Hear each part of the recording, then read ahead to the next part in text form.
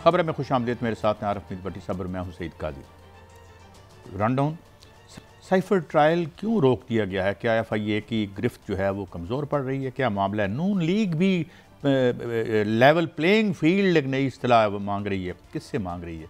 इस पर भी बात करेंगे। इंतखाबात मुलतवी न हुए तो मौलाना फजल रहमान का क्या बनेगा, क्योंकि वो कह रहे हैं कि बड़े ख़तरात हैं, अल्लाह ताला सबको ख़तरात से बचाए। और उधर एक अजीब व गरीब बात हमें बताई है वर्ल्ड बैंक ने कि जी पाकिस्तान का माशी निज़ाम गरीबों को गरीब तरक। अरे भाई, जो आप ही हमें ये कह रहे हैं, हमने तो हर वो काम किया, हर वो रेसिपी इस्तेमाल की जो आपके, और ये कोई आपने हमारे इल्म में इजाफा किया है हजूर? इस पर बात करेंगे ज़रा खुल के। और हमारे साथ थोड़ी होंगे Hasan Raza Pasha, executive committee Pakistan bar council की, उसके चेयरमैन हैं बड़ी साहब। वो अभी जब तक आते हैं आपसे हम ज़रा इस्तिफ़ादा कर लें। तो कुछ ट्रायल रोक दिया है, मतलब फैसला अभी गैर महफूज भी नहीं है, महफूज भी नहीं है, तो क्या मामला है? बिस्मिल्लाहिर्रहमानिर्रहीम। काई साहब देखें, जैसे सुप्रीम कोर्ट के मोहतरम तीनों जस्टिस साहबान ने, तीन रुकनी बेंच ने रिमार्क्स दिए थे, उसके बाद तो ऐसा लगता था कि ट्रायल कोर्ट अब वो तेज़ी नहीं दिखाएगी और कानूनी तकाजे पूरे करेगी। सुप्रीम कोर्ट के मुताबिक तो वो केस बनता ही नहीं, क्योंकि किसी गैर मुल्की को उससे फेवर नहीं मिली, कुछ साजिश का अंदिया भी नज़र नहीं आया।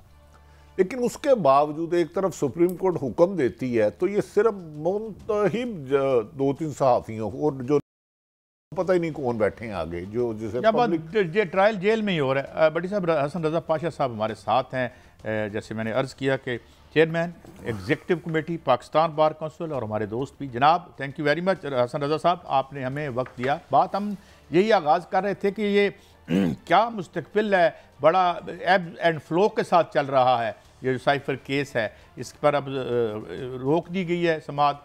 और क्या FIA की गिरफ्त कोई इस पर कमज़ोर पड़ रही है? आप कैसे देखते हैं इसे जनाब हसन रज़ा पाशा साहब? जी काई साहब, जहाँ तक तो FIA की गिरफ्त का ताल्लुक है, वो तो जो उन्होंने पहले दिन केस बनाना था वो बना ली। इससे ज़्यादा कोई और चीज़ जो चालान है वो अदालत में पेश करने किया जाता है जब, तो उसमें तमाम एविडेंस साथ होती है। तो बाद में कोई एविडेंस उसमें सप्लीमेंट्री चालान की सूरत में पेश होती है, जो कि ताहाल नहीं आया, तो वो जो अवेलेबल एविडेंस है उस पे ही उनको गुजारा करना पड़ेगा और जज़ा सज़ा उसी पे होनी है। लेकिन जो आज इस्लामाबाद हाई कोर्ट का फ़ैसला है ओपन कोर्ट में ट्रायल होने के हवाले से, और उन्होंने स्टेटस को भी जारी कर दिया 11 जनवरी तक, तो वो बहरहाल अपनी जगह पे एक है कि जो जज साहब हैं, जो ट्रायल कोर्ट के जज हैं, उनको बहरहाल फेस करना पड़ेगा या जवाब देना पड़ेगा कि उन्होंने पहले हुक्म बदूली क्यों की है हाई कोर्ट के ऑर्डर की, कि जब उन्होंने ये कैटेगरिकली कह दिया था कि ओपन कोर्ट में ट्रायल हो। अच्छा पाशा साहब, ये ज़रा रहनुमाई फरमाइएगा, इन कैमरा और ओपन कोर्ट में फ़र्क क्या है? और अगर हाई कोर्ट क्या फरमा चुकी है इसे ओपन कोर्ट में होना चाहिए, तो ये क्यों इतनी जल्दबाजी की जा रही है? क्या इसमें आईनी तकाजे कोई जल्दी है, या आप क्या समझते हैं वजह क्या है? अगर सहाफ़ी भी चले जाएं, वकला साहबान भी चले जाए, और केस तो मेरिट पे जज साहबान ने फैसला करना है, तो क्यों इतनी जल्दी उजलत में फैसला किया जा रहा है? भट्टी साहब, ओपन कोर्ट उसको कहते हैं कि जहाँ पे हर आदमी को एक्सेस है जाने की, कोई रुकावट नहीं है, सहाफ़ियों को भी, जनरल पब्लिक को भी और वकला को भी, तो उसको हम ओपन कोर्ट कहते हैं। चाहे वो ओपन कोर्ट में बैठने की सीटें 5 हों, 10 हों या 50 हों, आप अगर वो भर गई हैं और उससे ज़्यादा गुंजाइश नहीं है तो लोग बाहर खड़े हो जाते हैं। तो ये कंसेप्ट है ओपन कोर्ट का, और सबके सामने प्रोसीडिंग्स होती हैं। इन कैमरा के हवाले से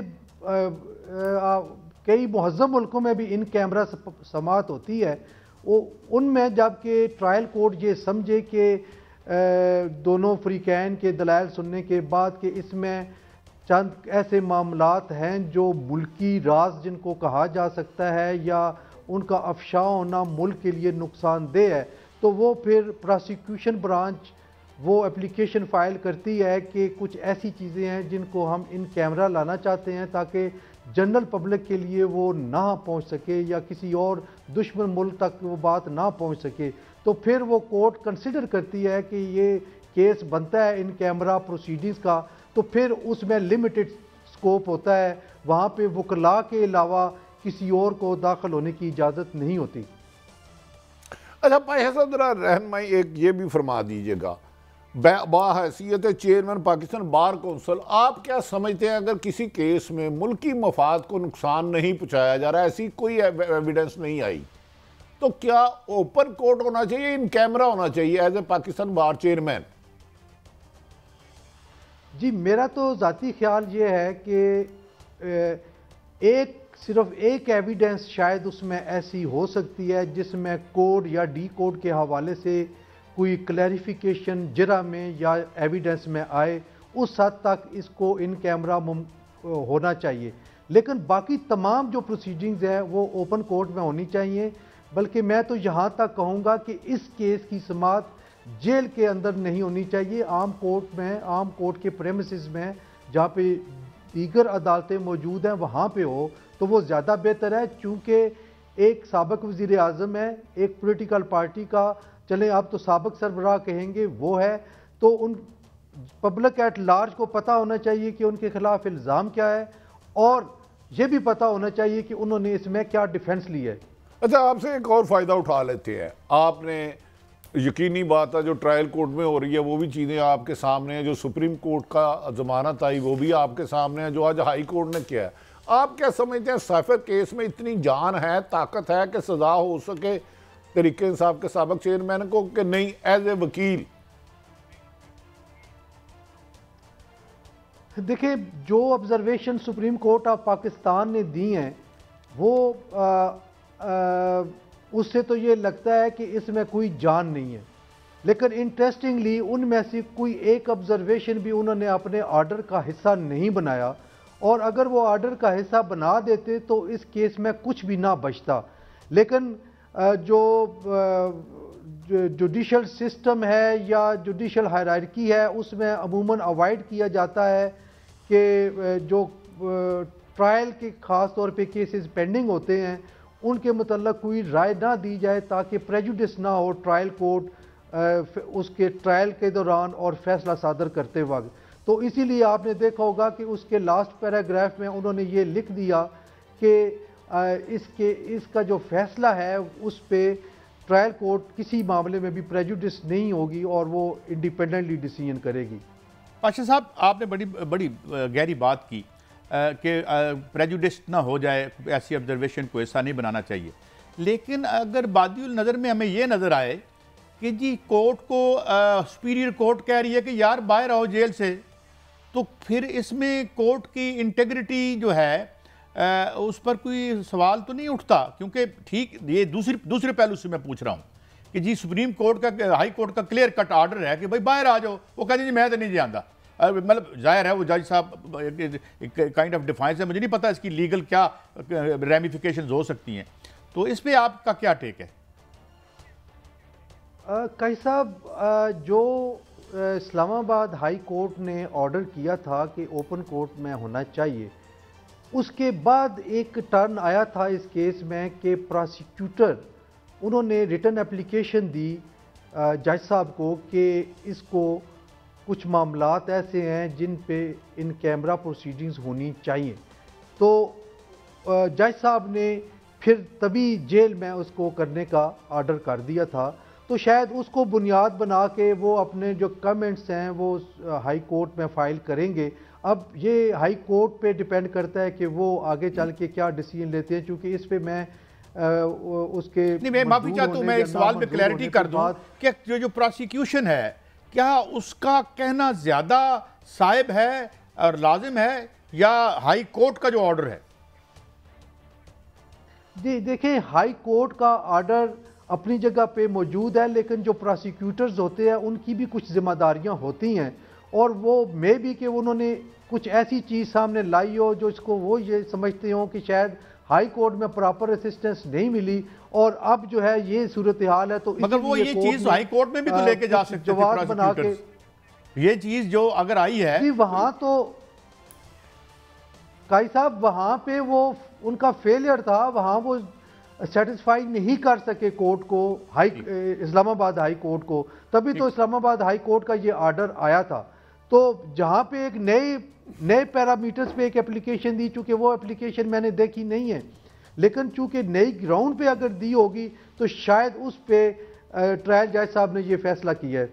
जी भट्ट साहब। अच्छा पाशा साहब एक बात बताएं कि गुजारिश है कि साबक चेयरमैन के खिलाफ इद्दत केस हो, साइफर केस हो, तोशाखाना हो, कोई केस हो, सारे के सारे ही अडियाला जेल में, ऐसे तो कमो बेशतर कम से कम 50-60 जज साहबान को वहां जाना पड़ेगा। क्या ये आइन के मुताबिक ठीक है कि उन्हें नहीं ओपन कोर्ट में आना चाहिए और सारी अदलिया कोर्ट में उधर अडियाला जेल चले जाए?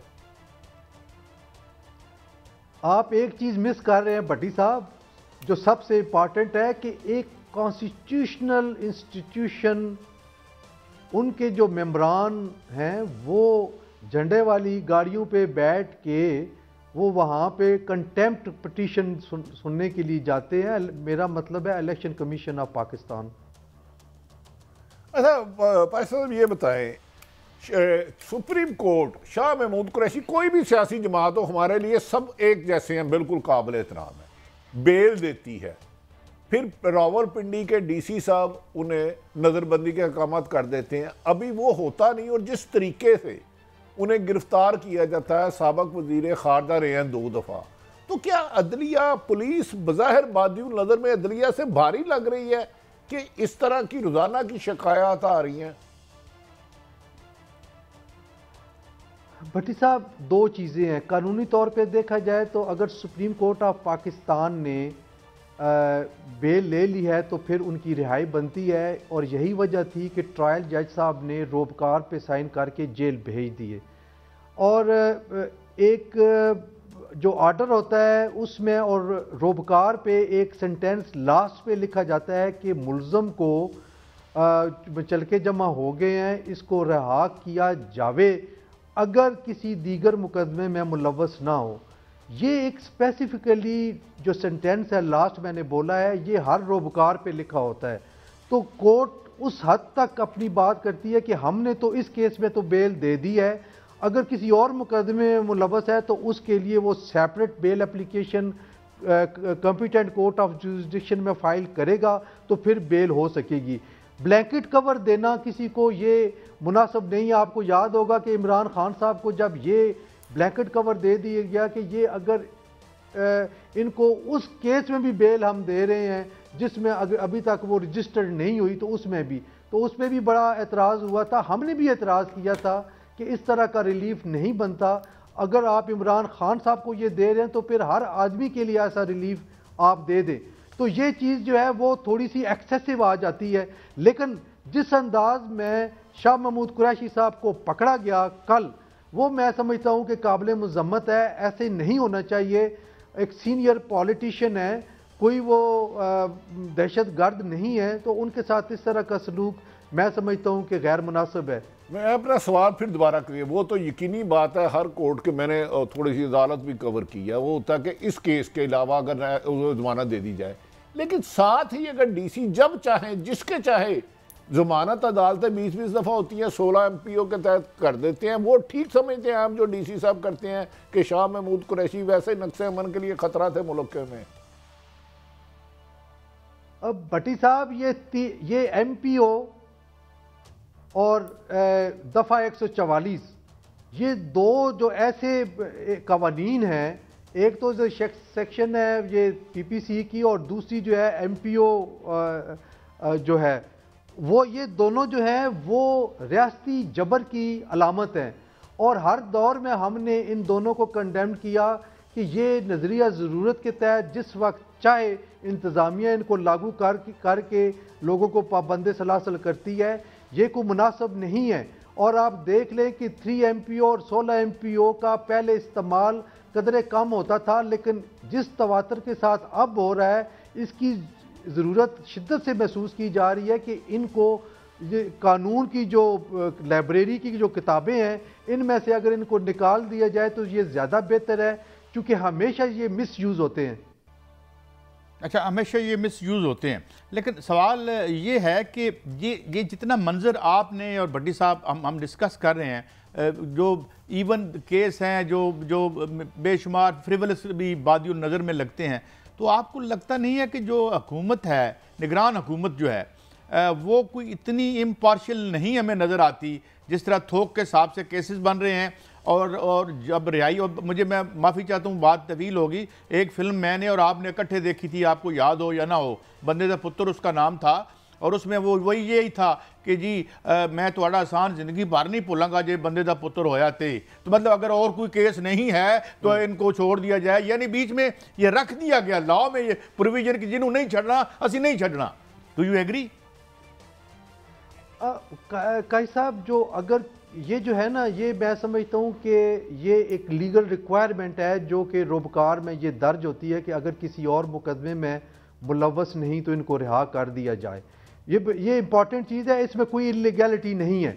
लेकिन आप उसके बाद, यानी रिहाई का ऑर्डर पास होने के बाद या बेल ऑर्डर अनाउंस होने के बाद, जब आप 3 MPO या 16 MPO में किसी को 15 दिन या 1 महीना या 3 महीने के लिए आप पाबंद करते हैं, तो ये गैर मुनासिब है। और ये हाइड एंड सीक इसको हम कहेंगे कि आप जो है वो कोर्ट्स के साथ आंख मचोली कर रहे हैं और कोर्ट्स के ऑर्डर को फ्लाउट किया जा रहा है, दूसरे लफ्ज़ों में। अच्छा सर, 2 सवाल आपसे ज़रा वक्त मुख्तसर है।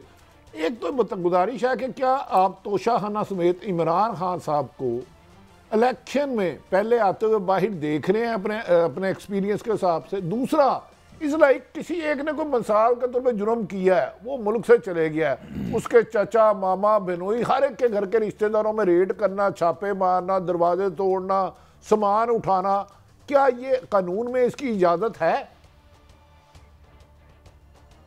ये जो आपके सवाल का दूसरा हिस्सा है उसका जवाब मैं पहले देता हूं भट्टी साहब। अगर कोई मुलजम बाहर चला गया है तो उसके जो बाकी रिश्तेदारान हैं, इवन जो उसके माँ बाप, उसके बहन भाई जो करीबी हैं घर के अंदर मौजूद हैं उसी घर के अंदर, तो उनको बिला वजह तंग करना मुनासिब नहीं है अनटिल अनलेस ये हो कि उनको पता चले कि ये आया हुआ है और उसको उन्होंने पनाह दी हुई है। जब वो एडमिटेडली मुल्क से बाहर है तो फिर तो ये जाना मैं समझता हूँ गैर मुनासिब है, बल्कि गैर कानूनी है। और कानूनी जो है तरीक़ाकार वो ये है कि अगर कानून नाफज करने वाले इदारों को ये यकीन हो जाता है या कोई ऐसी एविडेंस सामने आती है कि जो मफरूर है वो फ़लाँ घर में या फ़लाँ बंदे के पास रिहाइश पजीर है या आया हुआ है, तो फिर एक कानून ने राह दिखाई हुई है कि उस बंदे के खिलाफ FIR हो सकती है सेक्शन 216 PPC के तहत कि जी ये एआनत कर रहा है, उसको पनाह दी हुई है जो कि कानून को रिक्वायर्ड है बंदा, तो ये किया जा सकता है। लेकिन इस तरह छापे और हरास करना, सामान तोड़ फोड़ करना, ये चीज़ें जो है वो सारी ये फिर रियासती जबर की अलामत है। दूसरी बात जो आपने पहला हिस्सा क्या था जनाब, वो मैं भूल गया। क्या आप तोशा खाना में इमरान खान साहब को इलेक्शन से पहले बाहर आते हुए देख रहे हैं? भट्टी साहब, एक प्रॉब्लम है कि जिसमें सज़ा होती है वो जब तक उसमें वो बरियत ना हो जाए उस वक्त तक ये जो बादल हैं ये इमरान खान साहब के मंडलाते रहेंगे और वो ना शायद इलेक्शन लड़ सकें और ना पॉलिटिकल एक्टिविटीज़ में इस तरह पार्टिसिपेट कर सकें। अभी जो ट्राई की जा रही है PTI की तरफ से सुप्रीम कोर्ट में, आपने एक्टिंग चीफ जस्टिस साहब के रिमार्क्स भी या ऑब्जर्वेशन देखी होगी कि कहाँ पे पाकिस्तान में कोई नज़ीर है कि सस्पेंड करने के बजाय कन्विक्शन को सेट असाइड कर दिया जाए ड्यूरिंग पेंडेंसी ऑफ अपील। तो यकीनन अपील का फ़ैसला आना ज़रूरी है, अपील का फ़ैसला होगा, बरियत होगी तो फिर इनके चांस बनते हैं इलेक्शन में हिस्सा लेने के, जो मुझे मुस्तकबिल करीब में नज़र नहीं आ रहा कि उसकी हेयरिंग हो सके।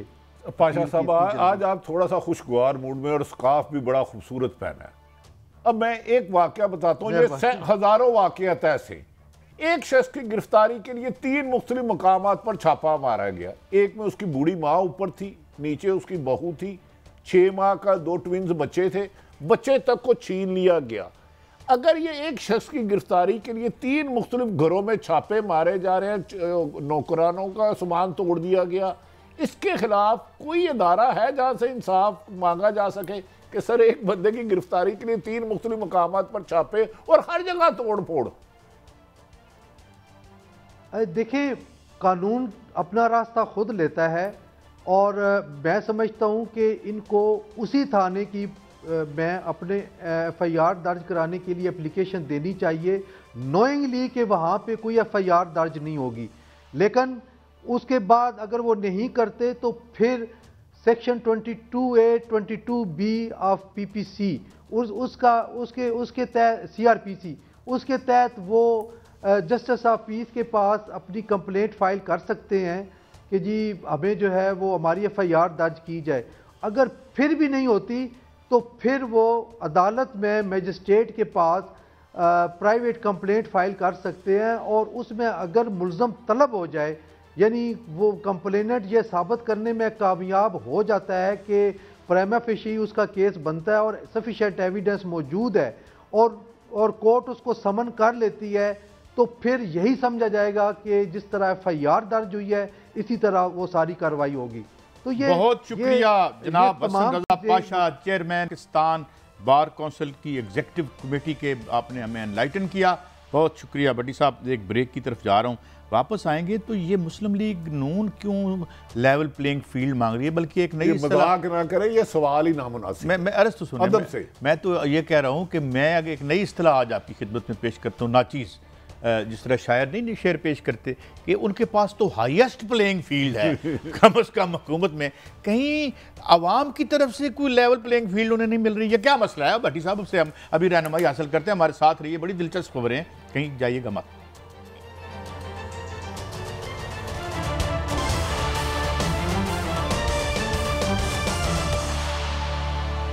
वेलकम बैक नाज़रीन। हमारा रन डाउन तो कुछ मुख्तलिफ था, मगर आपने प्रेस कॉन्फ्रेंस सुनी जनाब सदर मुस्लिम लीग नून। बड़ी साहब, मैं बड़ा सादा सा मेरा सवाल है, बड़ा एक कमाल का नुस्खा है, आज तक नाकाम नहीं हुआ कि आपके खिलाफ फैसला आ गया है तो आप पहले तो ब्लैकमेल करें, पहले बताएं जी कि फलां इसका रिश्तेदार है, क्यों उसने सही फैसला कर दिया, ठीक है, अगर नहीं मानते तो फिर डंडे लेकर तो जनाब अपने गुंडे लेके हम पहुंच जाएंगे। ये रेसिपी बड़ी वैसे इफेक्टिव है, क्या समझते हैं आप? देखें, शुरू से इन्हें अफाका रहा है, इससे हम हमेशा फायदा हुआ। उन्होंने सुप्रीम कोर्ट का हमला मिला, उन्हें फाका हुआ। उन्होंने अल्लाह ताला जन्नत नसीब करे जस्टिस कयूम को फोन किया, फाका हुआ। और जस्टिस मलिक साहब जो फोत हो गए जज, उनकी वीडियो बनाई, अफाका हुआ। अब ये फिर पेशावर हाई कोर्ट के, मेरा ख्याल है उन पर हमला आवर हो गया। पहले उस एमल वली खान से करवाया, जिसने अपने रवायात को रौंदा, इतने नामुनासिब बात की, जज साहब के बारे में कह के मुझे शर्म आती है। बड़े इंटेग्रिटी वाले जज हैं। और आज मुझे शहबाज शरीफ साहब का फैस समझ नहीं आई ये गुफ्तगू। भाई बल्ला मौत का मंजर है, मौत से पहले इनके लिए। भाई आप अदारों के इतराम की बात कम से कम आप तो ना करें। सानू बल्ला ले बैठा भट्टी साहब, ये बल्ला ले बैठा। इंट्रा पार्टी इलेक्शन में धांधली, वो तो बिला मुकाबला होगा मिनिस्टर गौहर अली, धांधली कहाँ हुई? दूसरा कहते हैं इलेक्शन का जो जज साहब पे इल्जाम लगा रहे हैं उनके कोई रिश्तेदार लड़ रहे हैं, तो भाई आप किस तरह वापस आए? आप जो 18 पे RTS जिन्होंने बिठाया था, आप कह रहे हैं कि जी हमारी अक्सरियत ही पंजाब में तो 155 सीटों वाले इमरान खां को आपने निकलवा के 86 सीटों वाला कैसे वज़ीर आज़म बन गया? कैसे? ये तो जवाब दें। ये जज भी इनकी मर्जी के होने चाहिए। हाँ, मैं कल एक जगह टीवी में था तो मैंने कहा फिर जज सदर कैसे बनते हैं? जज जो है या तो उनको इबरत का निशान बनाया जाता है, जिस तरह सजाद अली शाह ने कहा, और सजाद अली शाह की मेहर बुखारी के साथ इंटरव्यू में वीडियो मौजूद है कि मियां नवाज शरीफ साहब ने मरहूम जो नवाए वक्त के बानी हैं, क्या नाम था उनका, मजीद निजामी साहब, उनके सामने ये कहा था कि आप इस फैसले से पीछे हट जाएं, हम आपको सुप्रीम कोर्ट के चीफ जस्टिस से बड़ा ओहदा देंगे। नहीं, आज क्या मंडी लगी हुई है। और सहाफियों को ये नवाजते हैं। अब मुझे ये बताए, तोशाखाने से घड़ियां जो इनका जाती है, तोशाखाना के जिन सहाफियों ने, साहब आपने मुझे कहा था ना, मारियो पोजो की बात की थी, गॉडफादर की, वो क्या करते थे? पहले तहरीस, लालच, फिर वो उसका डायलॉग की बैकग्राउंड क्या है? उन्होंने कहा कि उसको डॉन को आके कहता है कि वो नहीं जी मंदा, कहता है give him offer which he can not refuse. तो उसको ऐसी ऑफर दो कि फिर वो ना कर सके। तो इसलिए मेरे ख्याल में मिसाल एक सवाल, इन्होंने कहा जी पेशावर हाई कोर्ट कौन होती है पूरे मुल्क का फैसला देने की? इन्हें तो इस्लामाबाद से सजा हुई थी नवाज शरीफ को, लाहौर हाई कोर्ट ने कैसे 50 रुपए भाई ये इस वक्त बैठ के कैसा नहीं नरम गोशा है आपका हाथ? नहीं, मेरा बहुत नरम गोशा, बड़ा बड़ा कुट कुट के नरम कीता है। ये इस वक्त ये जो जहां बैठे हुए थे, ये ना सिर्फ सदर मुस्लिम लीग नून है, बल्कि ये सुप्रीम कोर्ट भी हैं, ये हाई कोर्ट भी हैं, ये FIA भी हैं, ये हर चीज जो चीज इनके खानवादे के मफाद के मुताबिक होगी वो ठीक, बाकी वरना सीधे हो जाओ, असि ब्लैकमेल करेंगे, डंडे लेके भी पहुंच जाएंगे। सब अदलिया को ब्लैकमेल करना या अदारों का ब्लैकमेल करना मामूल नहीं बन गया है हमारे लिए। तो हर पॉलिटिशियन काबिल हम भी नहीं, मुझे सिर्फ एक जवाब दे दे, ये अदारों को धमकियां दे, कमरजीत बाजवा साहब का नाम लेके जजों का नाम लेके, इनके ऊपर कोई कंटेम्प्ट कुछ नहीं लगता। इन्हें मैं कहता हूं कि जिन लोगों की कोई अग पिछ कोई नहीं है, जो माड़े जो थे लीडर, उनकी धमाल डालते थे जिन उनकी गाड़ियों के आगे, और उन जैसे बिठा के, माफी चाहता हूं, बिठा के तो आप जजों की आप तौहीन करवाते हैं। नहीं काजी साहब मुझे इनका बताया, ये कह रहे हैं बल्ला निशान क्यों वापस किया? बल्ला शेर लेना चाहिए। नहीं, बल्ले कर दी, इनकी नींद उड़ गई है। मेरे आगे से बल्ला हटाएं, मैं मर जाऊंगा। बल्ला तो अब हकीकत बन गया ना, हाईकोर्ट का फैसला, इनको बल्ले से उलझन क्या है? अच्छा भट्टी साहब, ये बल्ले का नाम बदल दिया जाए या बल्ले को क्रिकेट पर बैन लगा दें? अच्छा पहले ये मौलाना फजल रहमान साहब को सुने। एक सूबा पूरे मुल्क के फैसला कैसे कर सकता है कि उसको निशान दिया जाए? यही जज PTI की हुकूमत में एडिशनल एडवोकेट जनरल उनका रहा है, और पिछले इलेक्शन में इसका एक कजन जो है वो इलेक्शन लड़ रहा था, और अभी ये जब जज है तो उसका दूसरा कजन जो है वो हमारे इलाके में इलेक्शन लड़ रहा है। अब जो इस तरीके से PTI के पार्टी का एक हिस्सा नजर आते हैं, बराह रास्त न सही बिलवास्ता सही खानदानी लिहाज, उनसे हम क्या तवक्को रखें? वो इस किस्म के फैसले किस बुनियाद पर कर रहे हैं? लिहाजा ऐसे फैसलों पर कौम एतमाद नहीं कर रही है। मैं इनको जवाब देना चाहता हूं। इनका ये फरजंद अर्जुमन, मुझे नहीं पता ये वही हैं जो बाद में इधर आ गए, इनके फरजंद PTCL में मुलाजम हुए, फिर ऑर्डर करवा के उन्होंने एग्जीक्यूटिव ब्रांच में ले गए। काजी साहब मैं सिर्फ आज खबर देने लगा हूं, इनके भाई जो वजीर थे उधर 36 एम्प्लाई रखे गए बैकडेट में, जरा उसकी वेरिफिकेशन नैब करा ले। दूसरी बात, नैब करा ले यानी गुनाह कबीरा, अनटचेबल हैं। नहीं अनटचेबल। नैब में पहले इन्होंने कहा था, मुझे नैब ने नोटिस दिया तो मैं पेशावर में एक बड़ी अहम जगह पे धरना दूंगा। इनका धरना जायज था, सुप्रीम कोर्ट का हमला जायज है। काजी साहब मुझे ये बताए, नून लीग को या मौलाना फजलुर रहमान को NOC ये किसने दिया है कि आप हमारे शहोदा के अदारों पर भी तनकीद करें? 18 में उन्होंने धांधली की, आप हमारी अदलिया पर भी करें, सहाफियों को भी आप वजीर बनाए, मशीर बनाए, पता नहीं क्या क्या बनाए। और ये क्यों हर एक को खरीदना चाहते हैं? यार किसी को ईमानदारी से भी काम करने से क्या नुकसान है इनका? भट्टी साहब ईमानदारी इनकी मौत है, मैं आपको बता दूं। ईमानदारी ये जो बदयांती और जो करप्शन और ये जो गंद का एक तुमार ये लगा है, ये और बल्ला क्या है? एक बल्ला मौत बन गया इनके लिए, मौत का मंजर बन गया। ओए चीका कढ़ाती हैं, मैं सलूट करता हूं जज साहब आपको, ये चीका कढ़ाती हैं। कादी साहब आप बल्ला भी ले ले, मेरी एक बात लिख ले, इलेक्शन शफाफ होने दे, हर शख्स को इलेक्शन लड़ने दे जो कानून में मुजरम नहीं है, मुजरम लफ्ज में कह रहा हूं, और लोगों को वोट डालने दे। कादी साहब ये अवाम से डर गए हैं, अवाम में जाने की पोजीशन में नहीं रहे। अच्छा जरा ये level playing fielding, prime minister का प्रोटोकॉल तुम्हें, CM का प्रोटोकॉल तुम्हें, अदारों पर हमले आप कर रहे हो, आपको कोई पूछ नहीं रहा। ये लेवल प्लेइंग फील्ड क्या चाहते हैं कि इलेक्शन के बगैर ही नहीं बिठा दिया जाए? ये तो मुमकिन ही नहीं। हाईएस्ट प्लेइंग फील्ड है। अभी भी सुने, अभी मौजूद जज साहब के बारे में क्या कहा है, सुनिए जरा मौलाना फजल रहमान ने। बड़े तो वो है ना, इदारा तो वो है, हमारी शिकायत मैदान गई है, कुछ सोचे तो इस बात के ऊपर। यहाँ पर हमारी सुप्रीम कोर्ट डायरेक्ट उनको बुला कर कहती है कि अभी एक अदालत ही माशाल्लाह का तासुर दे रहे हैं। अदालत सब कुछ कर चुकी है, अब तो अवामी अदालत भी ही जाने की गुंजाइश रह गई। अगर मेरा एक कारकुन इस इंतखाबी मुहिम के दौरान जख्मी हुआ या शहीद हुआ, उसका जिम्मेदार चीफ इलेक्शन कमिश्नर और चीफ जस्टिस ऑफ पाकिस्तान हो। काजी साहब ये बड़े सख्त लफ्ज के हैं कि मेरे एक कारकुन को कुछ हुआ तो उसका जिम्मेदार चीफ इलेक्शन कमीशन और अदलिया के बारे में कहा। लेकिन हम दुआ करते हैं या अल्लाह जो जुल्म सितम आज तरीके इंसाफ के कारकुन और रहनुमाओं के साथ हो रहा है, मौलाना साहब के किसी शख्स के साथ ना हो, वो सब पाकिस्तानी है। नहीं काजी साहब जिस तरह कागजात छीनने गए, जिस तरह चादर चार दीवारी का तकद्दुस पामाल किया गया, एक फैमिली के 10-10 लोग गिरफ्तार कर लिए गए। हम नहीं चाहेंगे कि मौलाना साहब को ऐसी सबसे तकलीफ दे ट्रूथ क्या है, ये अपने 4 मदरसे जिनके बारे में इनसे अगर हम पूछें कि इनकी फंडिंग कहाँ से आती रही है तो फॉरेन फंडिंग के पता नहीं कितने केस निकल आए। ये उनको इकट्ठा करेंगे, उनको डंडे पकड़ाएंगे, जिस रंग का तुसी कोट पाया है ऐसे उसको कपड़े पहना के जिस मर्जी अदालत में छोड़ देंगे। मेरी एक सवाल आपसे, जब आपको याद है मौलाना साहब को पिछले दौर में नैब ने बुलाया था तो इन्होंने कहा मैं इसका हुक्म जूते की नोक पे लिखता हूँ और मैं फला जगह जाके पेशावर करूंगा, तो इन पे कोई कानून नहीं है लागू, ये माना कानून से। भाई काजी साहब ऐसे लाड़लों के लिए आप भी लाड़ले हो गए, माफी चाहता हूँ। अच्छा ये एक और शॉट है, एक और शॉट सुना है।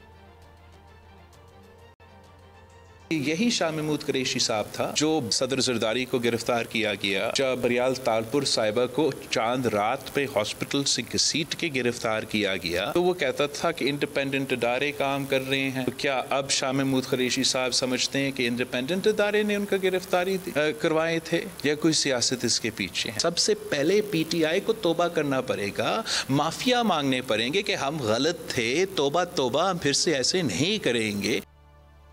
बिल्कुल ठीक है। जिस तरीके से पीपल्स पार्टी ने अपनी नज़रियाती बिसात लपेट के और वो कान पकड़ के सरमाए की विकेट पे आके खेली नवाज शरीफ साहब के साथ, तो बिल्कुल पीटीआई को नहीं कर देना चाहिए। आसफ अली जरदारी ने कहा था फलां आदमी धरती का नसूर है, मैंने इसको साथ दिया।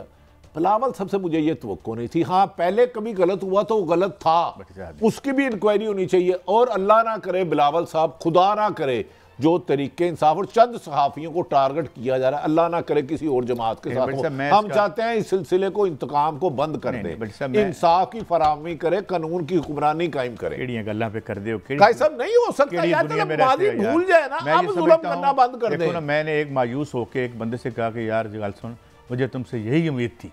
तो कहता है देखो ना मैं तुम्हारी उम्मीद तो पूरा उतरिया ना, ये हमारी उम्मीदों पे पूरा होता है। मुझे इनसे ये उम्मीद नहीं थी कि ये रियासती जबर की तारीफ करे। अगर मादी में हुआ गलत था, आज हुआ गलत था, और अगर ये तो खुद लेवल प्लेइंग फील्डिंग में आ रहे थे, इन्हें जलसों की इजाजत, इन्हें जुलूसों की इजाजत, लोग इनमें शामिल हो रहे हैं, तो ये क्या है? कैसे भी ड्रामा है क्या? पीछे चाहते क्या है? तरीके इंसाफ का वजूद खत्म कर दिया जाए। मैं पिछले 40 साल तो पिट रहे सा। अच्छा कई सब ये डू यू थिंक ये तरीके इंसाफ को इस तरह खत्म कर देंगे या किसी भी सियासी जमात को इस तरह खत्म किया जा सकता है? और रात को बल्ला सोने नहीं देता, इनको ख्वाब में आता है, इनकी चीखें निकलती हैं।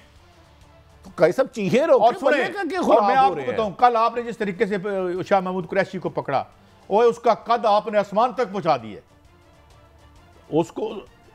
हाँ जी, और है कुछ सुनाए, जल्दी सुनाए, क्लोजिंग है, सॉरी। ये नाज़रीन ये है, हम इस पे बात इसलिए करते हैं कि हमने, हमारे बच्चों ने यहीं रहना है, इसे माफियोजी स्टाइल में ना चलाया जाए। इसे माफिया नहीं है, ये मुल्क है, बड़ा प्यारा और ख़ूबसूरत है, इसके लिए बड़ी लोगों ने कुर्बानियाँ दी हैं, लोग दे भी रहे हैं। तो हम इसको इस तरह से हैंड ओवर ना हमारी रियासत करने देगी, ना ये होगा। ये ड्रामा ज़्यादा देर चल नहीं सकता, एक कंपनी चलती नज़र नहीं आती। तो आखिरी प्रोग्राम था हफ्ते का, मंडे को फिर मिलेंगे बशर्ते ज़िंदगी। अल्लाह हाफ़िज़।